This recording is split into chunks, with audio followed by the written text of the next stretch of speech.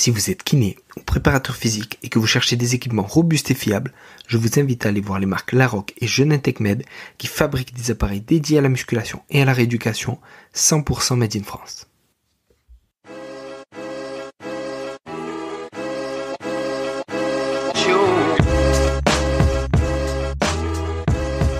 Bonjour à tous et bienvenue sur le podcast Objectif Performance, le podcast pour construire son haut niveau. Toutes les 2 semaines, je vais interviewer des kinés du sport, prépa physique, coach ou autres, qui amènent et accompagnent leurs athlètes au plus haut. On parlera dans la première partie de leur parcours. D'où viennent-ils, où ont-ils étudié, voyagé et commencé leur carrière. Ensuite de ce qu'ils font actuellement. Qu'est-ce que cela peut nous apporter en pratique? Quel est leur sujet de recherche actuel? En quoi cela peut-il améliorer nos compétences? Et enfin, on abordera leur mentor, leur livre préféré et comment est-ce qu'on peut les contacter. Comme d'habitude, je compte sur vous pour mettre 5 étoiles à cet épisode sur votre plateforme d'écoute préférée. De la même manière, je vous encourage à partager cet épisode sur les réseaux sociaux, notamment LinkedIn ou Instagram. C'est clairement là où je suis le plus actif et c'est ce qui m'aide le plus pour faire connaître ce podcast. Bonne écoute à tous. Salut Julien. Bonjour Julien. Merci à toi d'avoir accepté ma demande d'interview. Merci à toi de m'avoir invité sur ton podcast. Ouais, avec grand plaisir. Ça fait un petit moment qu'on discute et qu'on essayait de coordonner nos agendas. On y arrive. En premier, est-ce que tu peux nous donner ta définition de la performance, s'il te plaît? Ouais, c'est pour moi toujours difficile à définir parce que je me dis que ça dépend toujours du point de vue duquel on se place. Si on parle d'un sport collectif, je dirais que la performance collective, c'est atteindre un objectif commun fixé par le groupe, au service du groupe. Alors ça peut être l'atteinte d'un titre, le maintien dans une certaine division, et ça peut être des objectifs éventuellement qualitatifs. Après, j'en reste quand même pas moins persuadé que la performance, c'est gagner, quoi qu'il arrive. C'est atteindre le plus haut niveau possible dans sa discipline, quelle qu'elle soit. Et si j'essaie de voir ça aussi du point de vue personnel, ou plutôt individuel, je me dis que la performance, c'est être capable d'atteindre le plus haut niveau de développement de chacune des qualités nécessaires à atteindre une performance. Donc du coup, là, je fais forcément lien avec la nutrition. Et j'essaie toujours de me dire que être performant, c'est aussi être performant sur le volet nutrition.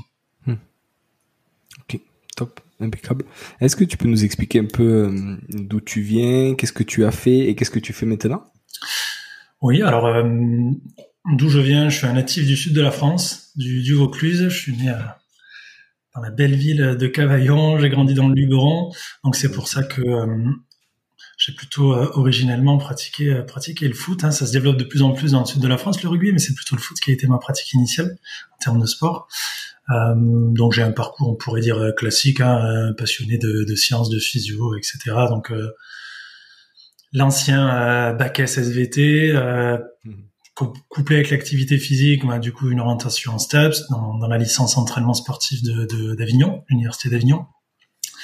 Ensuite avec le master préparation physique de Montpellier, alors qui s'appelait, je crois à l'époque, master ingénierie de la préparation physique, qui était dirigé et qui l'est toujours d'ailleurs par Stéphane Perret. Là, l'idée, c'était vraiment pareil, on en revient à ta première question sur la performance. C'était cette passion de l'optimisation de la performance en passant par le côté préparation physique, par le côté entraînement, par le côté un petit peu nutrition déjà. Du coup, après avoir obtenu ce diplôme-là, j'ai commencé à travailler dans ce secteur-là. Je partageais mon temps entre de la préparation physique plutôt dans des sports d'endurance, notamment dans le ski alpinisme. Pour ceux qui connaissent vous chercherez ce qu'est la Pyramenta, vous verrez que c'est un effort très sollicitant. Donc c'est, pour le résumer, on monte avec des pots de phoque et on descend en version ski alpin. Donc si tu veux, c'est un petit peu comme une étape du Tour de France de montagne, mais à ski, on va dire. Donc là, de grosses sollicitations au niveau préparation physique. Je travaille aussi pour une société qui avait conçu un appareil, un dispositif d'évaluation de composition corporelle par bioimpédance multifréquence, qui fait que du coup, ça m'a déjà bien mis dans le secteur anthropométrie, évaluation de la composition corporelle. Ça m'a permis de distinguer les bons et les mauvais dispositifs d'impédance, on va dire, tout simplement. Puis là, du coup, j'avais de plus en plus de questions en nutrition de la part des sportifs dont je m'occupais. c'était quelque chose qui était de plus en plus présent aussi dans la pratique que j'avais. Donc je me suis dit que ce serait peut-être bien de se former en nutrition. Donc j'ai fait les choses un petit peu à l'envers. À l'époque, le DU de nutrition sportive de Toulouse était accessible justement au Master STAPS et pas uniquement aux diététiciens ou aux médecins. Donc je me suis inscrit dans ce DU-là. Et puis c'est un petit peu l'adage, plus on en apprend, moins on en sait. Et du coup, je me suis dit que c'était peut-être un petit peu plus compliqué que ça, la nutrition, qu'un DU et nos quelques heures d'initiation en STAPS étaient peut-être pas suffisants pour aller au fond du sujet. Donc là, j'ai souhaité totalement me reconvertir. Et j'ai terminé, on va dire, ma formation universitaire, on pourrait dire, par le DUT Génie Bio Option Diététique, qui est un des 2 diplômes qui permet d'exercer le métier de diététicien. Donc c'est pour ça que j'en suis venu finalement à la diététique un petit peu à l'envers.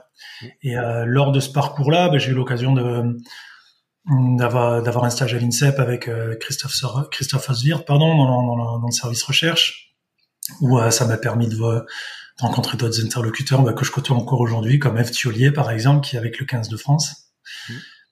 Et là, du coup, ça m'a aussi ouvert sur cette notion de, oui, la nutrition peut réellement être un facteur de performance. Et donc, par la suite, quand je me suis installé après ces formations-là, j'ai tout de suite exercé en libéral avec une double activité, ou triple, que j'ai presque toujours aujourd'hui.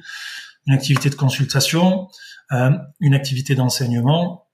Et à l'époque, je m'occupais surtout du Krebs de Dijon. Donc j'allais sur Dijon plusieurs fois, au moins une fois ou plusieurs fois par semaine pour pouvoir faire le suivi des sportifs là-bas.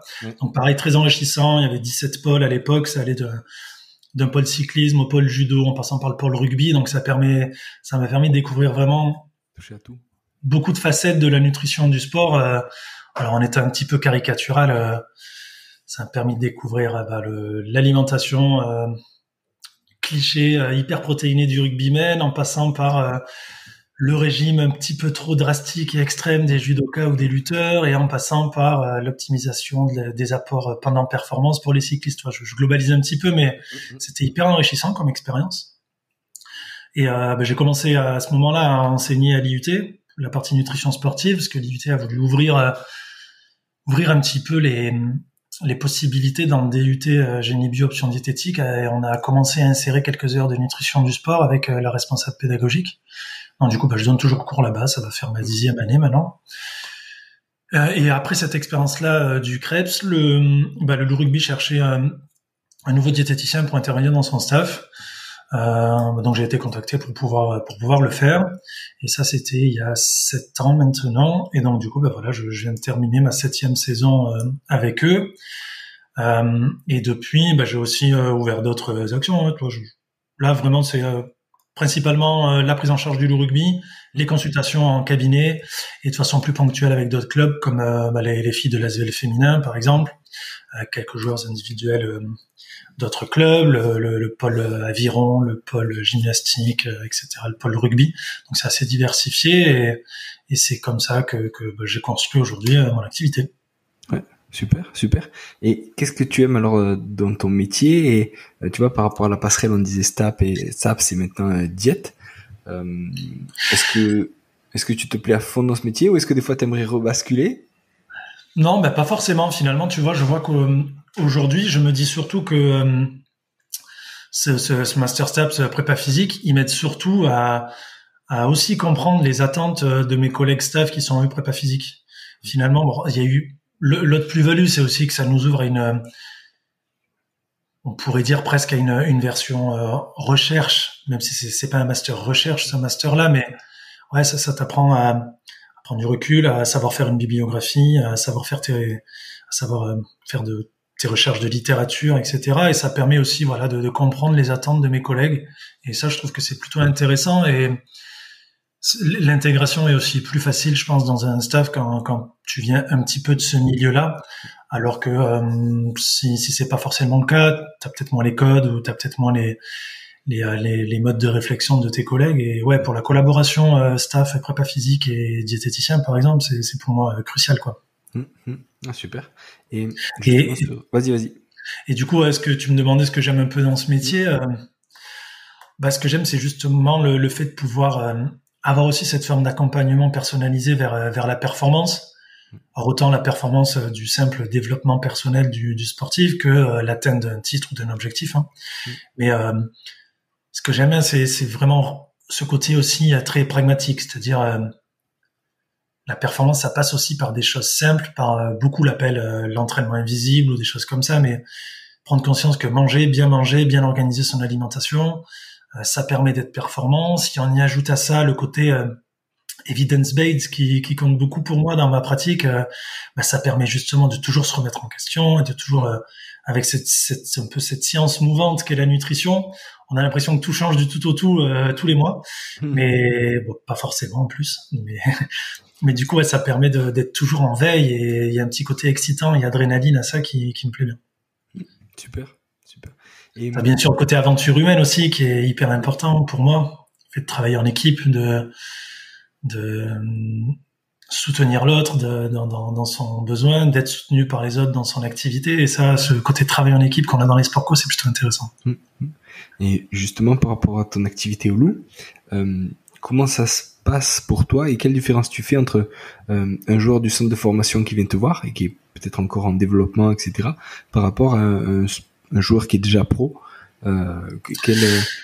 comment tu adaptes ta prise en charge? Alors déjà, ce qui est délicat, si on est très pragmatique là aussi, c'est que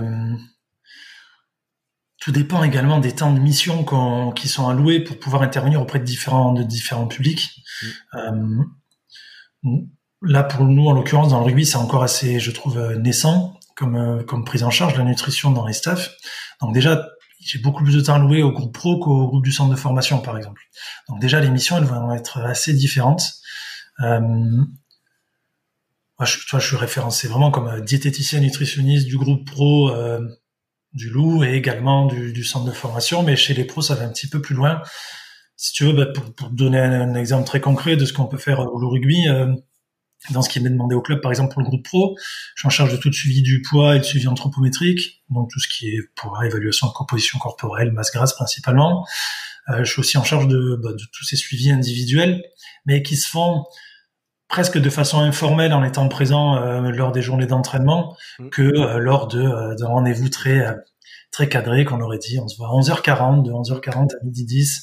Mais parfois, il y a beaucoup plus de choses qui sont réglées et débunkées en discutant au cours de la pesée du matin, qu'on fait pas tous les matins d'ailleurs, parce que ça aussi, désolé, je me permets une parenthèse, mais toi, sur des côtés plus pertinents, enfin plus pratiques, le rugby est en train d'évoluer et je pense qu'on sort du côté poids égale être bon. C'est-à-dire que j'ai l'impression qu'il y a une dizaine, voire une quinzaine d'années, on définissait simplement le niveau de performance de joueur, notamment sur les lignes avant. Enfin, pas simplement, j'exagère, mais un des facteurs était simplement son poids. Et on tenait pas forcément compte de sa composition corporelle. Et je pense que toute personne qui suit le rugby verra que on va dire que les physiques changent, les physiques se développent différemment et le temps de la première ligne en réel excès pondéral et de masse grasse, il tend à disparaître. On voit des joueurs de très haut niveau mondial en première ligne qui commencent à être un peu plus affûtés. J'aime pas trop le terme, mais parce qu'il revêt plein de définitions, mais qui commencent à être un petit peu plus, un peu plus fit, on pourrait dire, plutôt que fat, en faisant une petite comparaison. Donc déjà, il y a ce côté suivi du poids et de masse grasse. Pour moi, c'est hyper important et c'est ça que j'essaie aussi pour les centres de formation, quand j'ai l'occasion de les voir pour ça, de leur mettre en tête que leur performance ne se définit pas uniquement par rapport à leur poids, mais aussi par rapport à l'optimisation de leur composition corporelle. Et ça, c'est hyper important parce qu'il y a beaucoup de complexes finalement.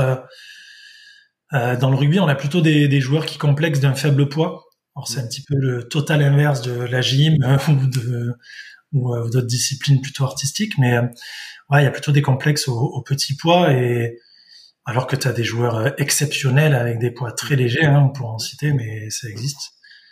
Donc voilà, c'est un peu sur ce côté poids, l'accompagnement avec les deux groupes, c'est un petit peu ça ce qui se fait. Chez les pros, je suis aussi en charge du coup de ces suivis individuels, et chez les joueurs du centre de formation aussi, parce que c'est un requis, c'est demandé par la Ligue nationale de rugby et par la fédération, qui est à minima une consultation avec un diététicien par saison pour un joueur de centre de formation. Pour les joueurs pros, là, c'est ce que je fais pas pour CDF. Je m'occupe de concevoir tous les menus que l'on mange à la brasserie, puisque les joueurs mangent 3 à 4 petits déjeuners, 3 à 4 repas. 3-4 déjeuners, pardon. Donc on a un chef dédié pour pouvoir préparer tous ces repas-là. Donc on travaille vraiment de consort pour pouvoir concevoir les menus, les rendre. Voilà, c'est du coup un sacré challenge aussi avec la culture rugby parce qu'il faut jongler entre les exigences nutritionnelles et l'atteinte des objectifs nutritionnels, avec le côté culture et plaisir qui reste et qui est majeur et qui est important dans la nutrition du rugby même. Et je me suis change aussi, tu vois, des cahiers des charges lors des déplacements, ce qui permet de cadrer un petit peu tous les repas.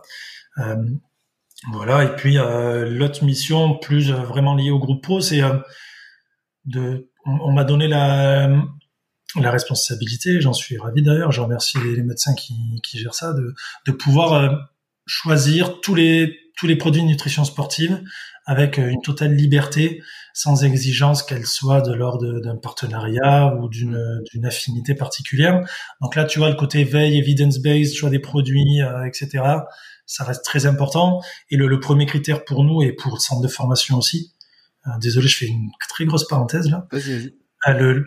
Un des premiers critères, et ce qui me gêne beaucoup quand je vois d'autres collègues diététiciens du sport ou même d'autres nutritionnistes sportifs autoproclamés, on pourra en reparler d'ailleurs, qui conseillent des marques de nutrition du sport qui n'ont pas de label antidopage. Ça, je trouve que pour moi, c'est quasiment une faute professionnelle. C'est-à-dire que tu te tires une balle dans le pied. Ouais, on sait qu'il y a des contaminations qui existent à cause des compléments alimentaires, et c'est pas que anecdotique. Donc je me dis que tout simplement, si je veux rouler avec une très belle voiture sur la route, il faut au moins qu'elle soit homologuée pour rouler sur la route, quoi.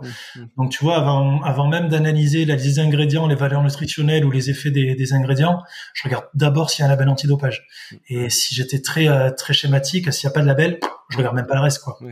Parce que pour moi, je me dois de protéger mes joueurs de ces contaminations-là, et je me dois de protéger le club, le sport aussi de ces potentielles contaminations. Donc ça aussi, c'est un rôle assez important parce que, tu vois, j'ai mon fil WhatsApp rempli de photos de compléments alimentaires. Est-ce que je peux prendre ça? Est-ce que je peux pas prendre ça? Donc c'est plutôt intéressant. Ça, c'est plutôt sympa. Et alors avec les CDF, je dirais, si on devait résumer, tu vois, peut-être en 2 termes, pour le pro, c'est de l'optimisation parce qu'on est censé se dire qu'il a déjà développé ses compétences nutritionnelles. Pour le joueur du centre de formation, voire dans les catégories plus jeunes si on a l'occasion de le faire, là c'est clairement du développement de compétences nutritionnelles, voire de l'éducation nutritionnelle, on va dire. Et finalement, les leviers d'action, c'est pas les mêmes. Pour le pro, ça va plus être de l'individualisation pour construire, enfin, plutôt optimiser la construction qu'il a déjà eu de ses choix nutritionnels, changer des aliments, répartir mieux ses nutriments, ses choix de repas. Et pour le centre de formation, ça va plutôt être construire vraiment ta structure alimentaire, tes différents repas, tes choix alimentaires vraiment purs et durs, etc.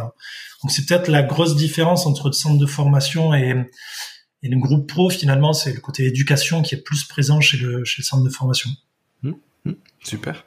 Et on sait que l'hypertrophie, c'est quelque chose d'hyper important dans le rugby, même si on disait que les profils, on va dire, commencent à changer et à évoluer, mais ça reste quand même, tu vois, on entend souvent dire que la masse musculaire protège des impacts, etc. Comment tu le développes justement sur un rugbyman? C'est là où, tu vois, on peut repartir de l'idée de se dire qu'un sportif performant, c'est déjà juste une personne en bonne santé qui a juste optimisé ses besoins dans différents secteurs. Et ça, nous, dans le rugby, si tu le compares à quelqu'un de lambda, souvent on va retenir que les protéines. Donc du coup, ça fait lien avec l'hypertrophie finalement. Et juste pour débunker peut-être quelques idées reçues, le besoin en protéines de quelqu'un sédentaire, c'est de 0,8 à 1 gramme par kilo de poids de corps, pour le faire de façon très simplifiée. Et dans un sport de force, on sait qu'il peut déjà y avoir des gains en hypertrophie à partir d'1,6 gramme par kilo. Voire 2 grammes, 2 grammes 2, et puis après tu as un plafond, et tu rentres dans une plage que j'appelle la plage d'inutilité, non dangerosité. C'est-à-dire que si t'as pas de prédisposition à des pathologies rénales, il y aura 0 problème, mais ça ne sert à rien, quoi. Et ça, c'est souvent malheureusement ce qui ressort, c'est que t'as parfois un petit concours de qui va apporter le plus de prot. Bon, voilà, l'erreur souvent qui est faite dans ces situations d'hypertrophie, parce que comme tu le dis, ça reste un des besoins de base de nos joueurs de rugby, de gagner en masse musculaire et de la développer. Ça va être déjà de quantifier, alors c'est ce qu'on fait dans le bilan nutritionnel finalement, quantifier les apports et pas forcément en calories, parce que l'utilisation de la calorie, c'est pas très pertinent, à part sur les programmes de coach nutritionnel instagrammables, mais sinon, dans la vraie vie du diététicien, on n'utilise pas les calories. Mais on utilise plutôt la répartition à minima entre les 3 macros avant d'aller après sur la partie micronutrition. Mais déjà, souvent, il y a un rééquilibrage à faire parce que cette croyance de la prot, elle est aussi valable chez les joueurs. Donc, toi, je t'ai dit le besoin 1,6 g à 2 grammes. Tu retrouves souvent des joueurs, même de centre de formation, qui ont des apports en protéines supérieurs à 3 grammes, voire 3,5 grammes par kilo. Donc, en gros, ils pourraient en prendre 2 fois moins pour avoir les mêmes effets. Et puis là encore, vu que le monde de la nutrition, c'est quand même un monde noyé de croyances nutritionnelles, tu as aussi des croyances nutritionnelles liées aux glucides, où on pense que les glucides sont le diable et le pire des nutriments sur Terre à éviter. Et tu as vraiment le cliché de sport de force, maxi-prot, baisse quasi très très forte des glucides. Donc là, pareil, les glucides, si on devait le quantifier, là, c'est très très vaste. Je m'engage dans un truc où il faudrait 20 minutes pour en parler, mais pour le résumer, chez un joueur de rugby, on devrait être entre 3 et 5 grammes par kilo. Et justement, tu as des joueurs, par croyance que le glucide, c'est du sucre qui fait du gras, vont réduire parfois leurs apports à 1,5 g ou 2 grammes. Donc tu vois, finalement, parfois, pour un apport isocalorique, ils vont avoir beaucoup trop d'apports de protéines, très très peu d'apports en glucides. Et des fois, juste en rétablissant ça, t'engages cette situation d'hypertrophie. Finalement. Parce qu'un truc que j'avais vraiment envie de dire sur ce sujet-là, tu vois, c'est que on oublie, et il suffit juste d'avoir fait des cours de physio dans sa vie, malheureusement, pour le savoir, que dans les voies de synthèse protéique, alors pour les puristes, les voies notamment AKT et mTOR, toutes ces voies de synthèse protéique-là, elles sont activées par plusieurs signaux, notamment la présence de leucine au niveau sanguin, donc c'est un acide aminé branché que tu as dans la plupart des sources protéiques, on va dire, mais aussi par insuline et IGF-1. Donc en clair, si on devait le résumer très simplement, les glucides aident à la prise de masse musculaire. Et ça, parfois, tu vois, juste corriger ça, c'est déjà le premier truc à faire pour permettre cette hypertrophie et aider justement les collègues prépa qui, eux, se donnent à fond pour calibrer des séances qu'ils le font. Si nous, on les aide pas derrière à ce que le joueur récupère mieux et puisse avoir tous les apports nutritionnels nécessaires, ça fonctionnera pas. Donc c'est pour ça qu'on a ce doublon, tu vois, je parle souvent de ce doublon prépa-diète, mais je trouve qu'on est assez liés, notamment par rapport à ta question sur l'hypertrophie. Super. Si t'es un joueur blessé, alors tu vois, son activité elle va fortement diminuer, alors que ce soit au rugby, au basket ou un autre sport, au niveau alimentaire, et puis tu peux même prendre peut-être différents athlètes et différents sports comme exemple, tu vois, justement le rugbyman qui a une masse musculaire, un volume musculaire hyper développé qui se retrouve à l'arrêt pendant peut-être 1 mois, 2 mois, 3 mois, etc. Comment tu vas gérer? Et par exemple, si c'est une basketteuse, comment tu vas gérer, tu vois, cette différence? Bon, alors après, je pense que toi en tant que kiné, tu vas être d'accord avec moi, ils sont quand même jamais vraiment totalement à l'arrêt. Finalement, on a tous nos... ils sont toujours... voilà, on a les kinés ou les préparateurs physiques qui sont en charge de la réhabilitation. Enfin, chez nous, on a vraiment un prépa qui est en charge de la réhabilitation, par exemple, nous. À l'Asvel, pareil, c'est Claudio qui est le prépa physique, mais qui passe beaucoup de temps sur la réathlée. Bon, nous, en gros, si tu veux, les grandes lignes nutritionnelles, et si on reste que sur... Alors, tu vois, on a vraiment l'impression que la diététique, ça va être que des macronutriments, mais c'est pas le cas. Désolé, je refais une petite parenthèse, mais... dès qu'un diète dit à quelqu'un de manger des noix ou du saumon pour son apport en oméga 3, ou que je te dis de manger du boudin pour son apport en fer, finalement, je fais de la micronutrition.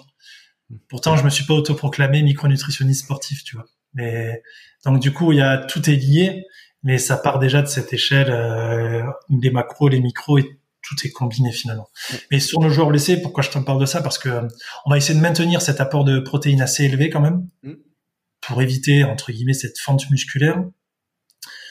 Pareil, souvent le réflexe, c'est allez, je coupe tous les glucides, ou plutôt je coupe tous les féculents. C'est souvent ce que vont dire les joueurs. Ouais, parce que je me dépense plus, donc j'ai plus besoin de féculents. Or, l'être humain mange des féculents matin, midi et soir depuis au moins 9000 ans qu'on cultive des céréales et il n'y avait jamais eu de surpoids. Donc le problème, c'est pas les féculents.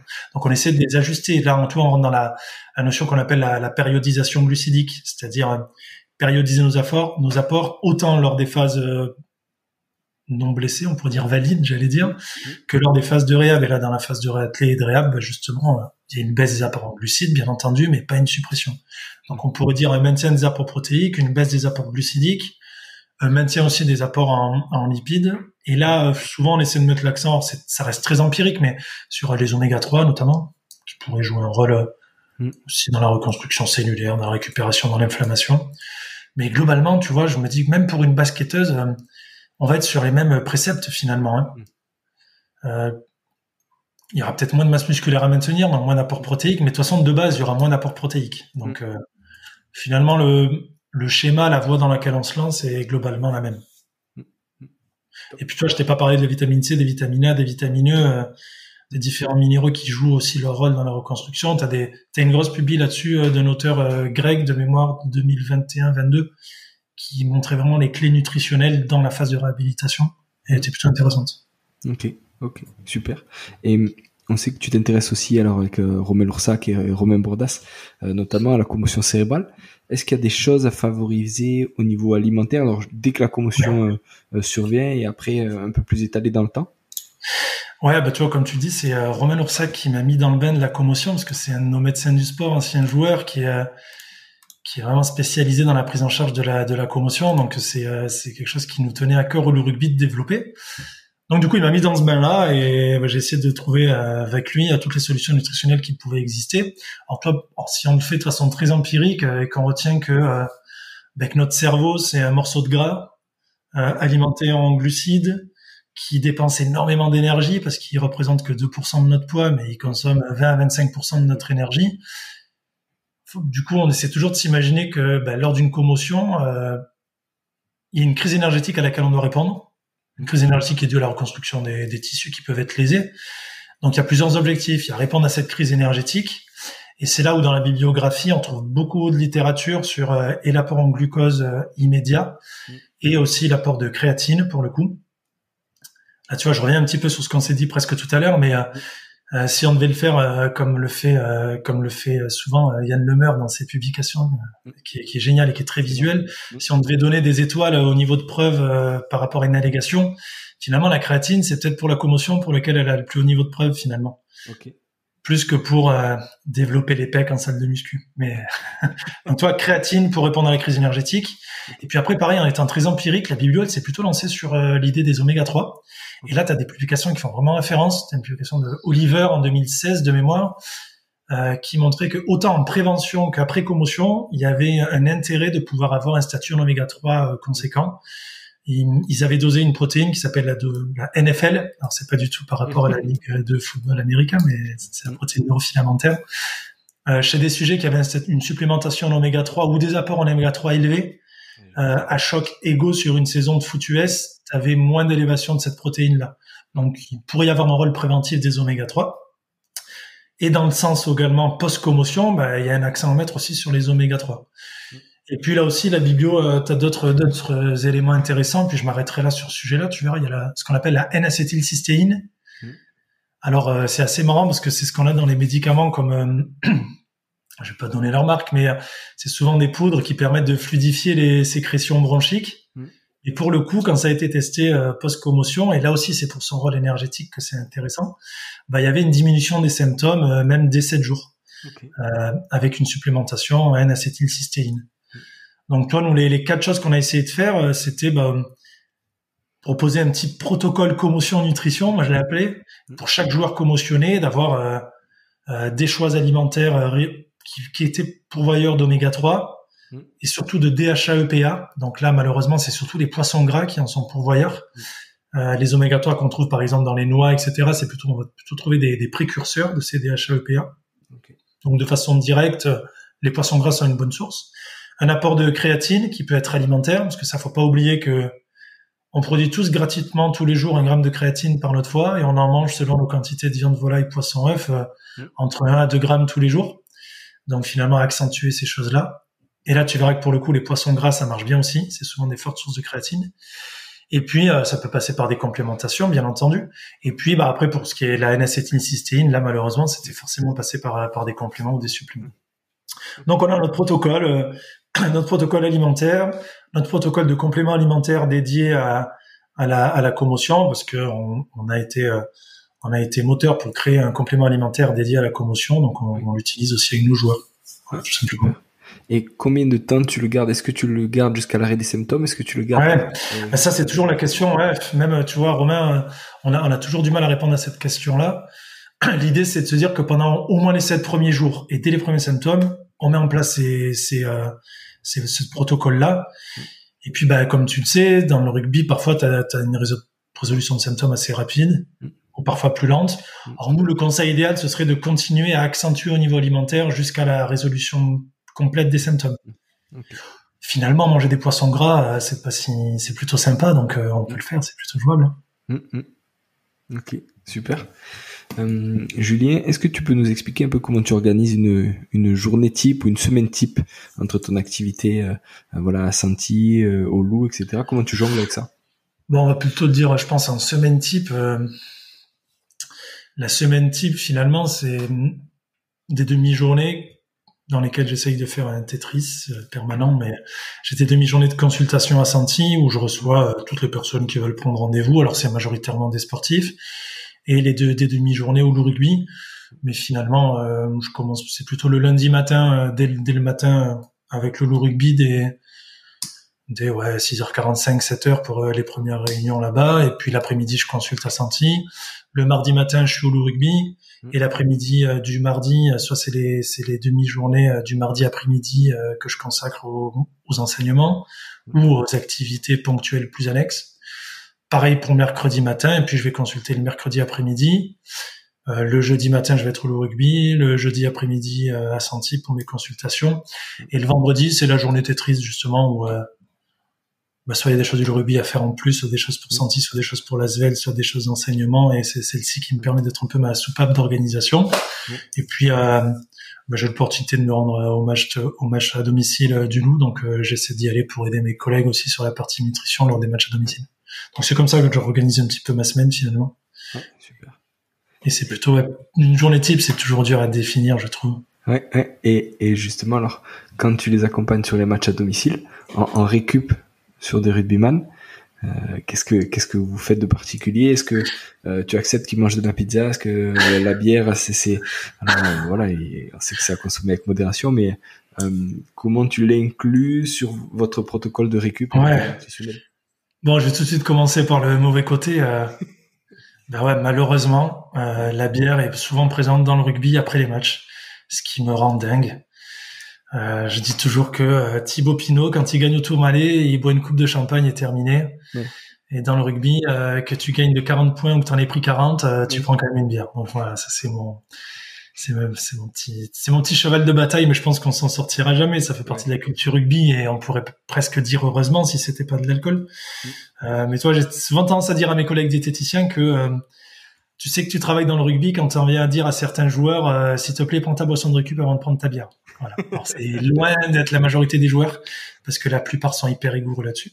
Mais ouais, on essaie, tu vois, pour aller sur ces besoins de récupération rapides, pour aller sur l'idée de ces apports protéiques et glucidiques au plus proche du match. Alors ça peut être discuté fondamentalement, mais on essaie nous en tout cas, on s'en sert de cet argument-là pour mettre en avant la récupération, c'est-à-dire qu'ils n'oublient pas de récupérer et que ça se joue aussi au niveau nutritionnel. Donc dès le retour au vestiaire, chaque joueur a une boisson de récupération qui lui est personnelle. J'en ai identifié plusieurs. Je leur propose pour m'assurer de l'observance au cours de la saison. Parce que parfois on en revient à des choses pragmatiques. Tu peux proposer la meilleure des boissons de récup au monde. Si personne l'aime et veut en boire, personne en boira, quoi. Donc ça a beau être la meilleure, personne récupérera, quoi. Donc on essaie de trouver les bons compromis entre les goûts, l'observance et la qualité des boissons de récupération. Donc ça, chaque joueur a sa boisson de récupération. On essaie aussi de mettre en place sous forme de finger food dans les vestiaires, des choses qui permettent d'apporter des nutriments intéressants et d'apporter aussi un petit peu de plaisir. Donc tu vois, par exemple, des wraps qu'on demande à notre chef qui peuvent être sympas. On met aussi des sushis dans le vestiaire parce que justement, sushi, tu vois, on vient de parler de commotion. Dans le fond, tu as un apport glucidique, tu as un apport en protéines et tu as un apport en oméga 3. Donc pour le coup, on remplit tous les critères, tu vois, on remplit les critères du besoin protéique et du besoin glucidique en apportant aussi les oméga 3 nécessaires à tout choc type commotion qui pourrait survenir. Donc ça, tu vois, finalement, c'est dans l'heure qui suit après la sortie terrain, on pourrait dire. Parce que souvent, ce qu'on se rend pas compte, c'est un match à 17h, ça se termine, on pourrait dire, sur le terrain à 19h. Ça discute un peu sur le terrain, on fait un tour pour aller voir les supporters, les joueurs font un tour pour aller voir les supporters. Ça revient en vestiaire, ça rigole, ça discute, ou pas d'ailleurs. Il y a le mot du coach. T'en as qui vont aller à la presse, t'en as qui vont aller au contrôle antidopage. Et parfois, pour un joueur qui est peut-être sorti à la 65e minute, le premier moment où il va pouvoir manger, c'est peut-être même 1 heure ou 1 heure et demie après, quoi. Oui. Donc c'est pour ça qu'on voulait absolument mettre quelque chose dans les vestiaires. Et puis, ce qui est assez intéressant aussi, c'est qu'on a, dans le rugby, t'as le partage du repas après les matchs, qui fait que, après le match, on a un espace dédié où les joueurs des deux équipes et les arbitres se retrouvent pour manger et dîner ensemble. Et là, du coup, j'essaie aussi de trouver, c'est un petit peu cet adage plaisir-performance, c'est-à-dire essayer de trouver un repas qui plaise pour que les joueurs viennent le prendre, mais performant aussi pour que ça puisse répondre à des besoins. Alors, tu parlais de pizza. Toi, à la pizza, je préfère presque le burger maison, par exemple, parce que du coup, on a un apport protéique qui est un peu plus élevé. On peut avoir un apport de matière grasse qui sera moins gros que la pizza. Alors, tout dépend bien sûr de la pizza.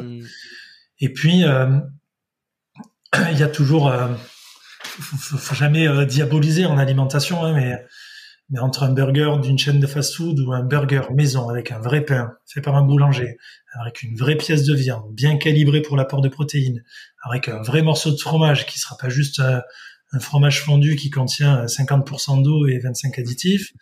Si à côté de ça, au lieu d'avoir des frites qui ont été plongées dans un bain d'huile modifié, t'as des pommes de terre grenaille ou des choses comme ça, et l'apport de crudité et de poisson gras en entrée, finalement, tu réponds à tes besoins nutritionnels, tu te fais plaisir, et t'as l'adhésion des joueurs, et tu réponds à leurs besoins et à leur observance, finalement.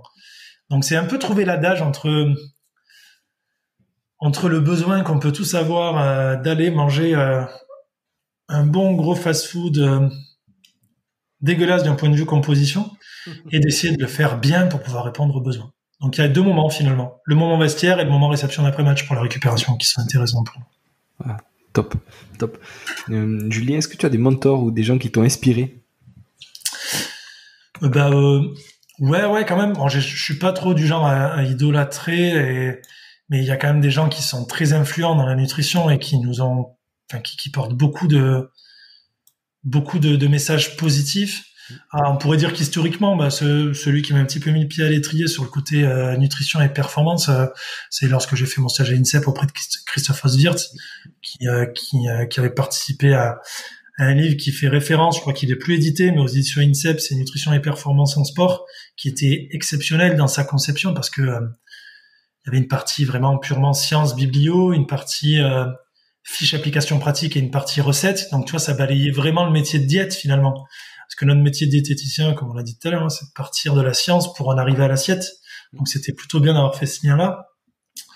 Il y a aussi également des collègues étrangers. Je pense à Lauren Bannock ou James Moruen qui sont très inspirants et qui ont des podcasts également presque autant intéressants que le tien. Et qui sont très sur cette partie nutrition, qui sont un peu des sommités de notre domaine. Un autre aussi collègue, enfin c'est pas forcément un collègue, c'est un médecin du sport qui est spécialisé en nutrition du sport. C'est le docteur Frédéric Maton, qui est installé sur l'île, qui travaille à l'IRBMS notamment, qui est médecin fédéral de la Fédé d'Aviron, qui a créé la Société française de nutrition du sport. Donc voilà, lui il m'inspire vraiment autant par la partie purement acte diététique que pour la partie métier ou pour nous dans notre domaine qui est très je pense qu'on a un des métiers du sport ou de la santé qui est un métier les plus usurpés. Et donc, voilà, avec la création de la SFNS, l'idée, c'était de mettre en avant tous les médecins et tous les diététiciens qui ont réellement une formation en nutrition du sport. Parce que t'as tellement de monde qui interviennent dans ce monde-là. Des fois, il suffit d'avoir été coach sportif, passionné de Zumba et de cuisine. Je deviens coach nutritionnel. Et malheureusement, c'est notre quotidien, quoi. T'ajoutes à ça les chargés de projets en nutrition sortis d'école d'on ne sait où, les nutrithérapeutes, les naturopathes ou autres, et les sportifs sont souvent perdus. Donc Fred Maton nous a aidé un peu à standardiser tout ça. Voilà. Top. En termes de livres sur le sport, sur la performance, sur la nutrition, alors tu nous as parlé de celui de Christophe Oswirth. Ouais. Est-ce qu'il y en a d'autres que tu relis ou que tu apprécies? Ouais, celui de Christophe Oswirth, il est plutôt bien parce que c'est une bonne source de choix. Après, il y en a d'autres. Il y a un collègue avec sa diététicien qui s'appelle Axel Helin qui avait fait un livre de recettes aussi qui était très visuel, très intéressant. C'est un collègue diète du sport mais que j'avais rencontré à l'INSEP aussi qui a fait ce livre-là. Et de façon plus récente, il y Il y en a deux que je trouve hyper intéressants. Il y a Dominique Poulain qui a fait un livre qui s'appelle, je crois, L'essentiel sur l'alimentation du sportif, qui est pareil, qui est sourcé et très pratique. Et puis, justement, Dr Maton qui a réactualisé son premier livre là, qui est sorti, sa deuxième édition est sortie en avril, donc c'est très récent, en avril 2024. Et là, pour le coup, ouais, c'est peut être aussi une bible en nutrition du sport. Hein. Donc ça, c'est plutôt pas mal. Et puis hors nutrition du sport, mais plutôt pas mal intéressant. La revue Sport et Vie, elle est plutôt sympa, je trouve, en termes de vulgarisation scientifique. Et un livre qui m'a beaucoup marqué, c'est le livre d'Albert Moukébert, qui s'appelle Votre cerveau vous joue des tours, qui est, je crois que c'est un neuropsychologue, je sais pas exactement quel est le terme de son métier, mais c'est un livre qui relate, qui recense plutôt tous les biais cognitifs, et tous les biais cognitifs qui en viennent à modifier finalement notre comportement et notre interprétation du monde, on pourrait dire. Et je trouve que c'est vraiment, quand tu lis ce livre-là, tu vois vraiment le monde différemment après, et tu comprends pourquoi telle ou telle personne voit les choses de telle ou telle façon. Tu vois, le biais le plus simple, c'est le biais de confirmation qu'on a tous sur les réseaux sociaux, quoi. On a tendance à suivre que les personnes qui vont dans notre sens ou que les médias qui vont dans notre sens, quoi. Et c'est finalement un biais psychologique qu'on ne devrait pas avoir et qu'on fait naturellement. Donc, il est vraiment pas mal, ce livre-là, je trouve, le livre d'Albert Moukébert. Top, impeccable. Est-ce que tu peux nous dire où c'est qu'on peut te joindre? Est-ce que c'est Instagram, LinkedIn ou autre? Si on a des questions. Préférentiellement, j'aime bien, je préfère utiliser LinkedIn. Je trouve que c'est un réseau social que je trouve déjà très professionnel et qui permet d'être en contact. Il y a plein de monde, donc c'est plutôt intéressant LinkedIn pour ça. Instagram, je m'y mets un peu plus, mais je suis pas le plus actif là-dessus. Or, quoi qu'il arrive, j'ai toujours beaucoup de mal à répondre rapidement, mais je réponds toujours. Donc, faut pas hésiter. Mais LinkedIn, ça peut être l'endroit où on peut me retrouver le plus facilement et où on peut échanger le plus facilement. Ouais. Top. Julien, dernière question. Comment tu construis ton haut niveau? Merci. J'essaie de me dire que ça va. Pareil, désolé, je te rouvre des parenthèses, mais ça va reprendre un peu ce qu'on appelle l'effet Dunning-Kruger, tu vois, c'est-à-dire que moins on a de connaissances dans un domaine et plus on se sent compétent, alors que c'est pas forcément le cas. C'est d'ailleurs le cas de ces coachs nutritionnels autoproclamés. Donc, j'essaie de me dire que c'est en se remettant en question le plus souvent possible, en essayant de se former, même si c'est toujours difficile, mais de se former le plus souvent possible, que j'essaie de me dire que c'est là que je vais tenter d'atteindre mon plus haut niveau. Donc je dirais que c'est plutôt la remise en question permanente, la formation. Toi, j'ai refait une formation l'an dernier, la formation du Barça en nutrition, une formation Isaac là en mai pour tenter d'évoluer sur ces sujets-là. Et l'échange entre collègues, comme on peut finalement l'avoir là, qui permet de s'enrichir des pratiques des autres et se dire que oui, finalement, il y avait peut-être des choses auxquelles j'ai pas pensé ou pour lesquelles je m'étais mis des freins, mais qui pourraient me permettre d'atteindre mon haut niveau. Et puis après, l'écoute de bons podcasts comme le tien, ça aide aussi beaucoup quand on voit tous les collègues qui interviennent dans le sport que t'as pu avoir dans ton podcast. C'est hyper enrichissant dans nos pratiques, je trouve. Ouais, top, super, merci beaucoup. Julien, merci pour ton intervention. Merci à toi, c'était un plaisir, Julien. Ouais, plaisir partagé. Et puis on se tient au jus pour la suite. Avec plaisir. Salut Julien. Salut. Voilà, merci d'être allé au bout de cet épisode. J'espère que vous êtes régalé autant que moi. Si vous voulez m'aider, le mieux est de partager cet épisode au plus grand nombre. Parlez-en autour de vous. Débriefez-le avec vos collègues en live ou sur les réseaux. Qu'en avez-vous retenu? En quoi cet épisode peut vous aider à construire votre haut niveau? N'hésitez pas non plus à me faire un retour ou à me proposer des personnes à interviewer. Je répondrai avec plaisir. À très bientôt pour un nouvel épisode.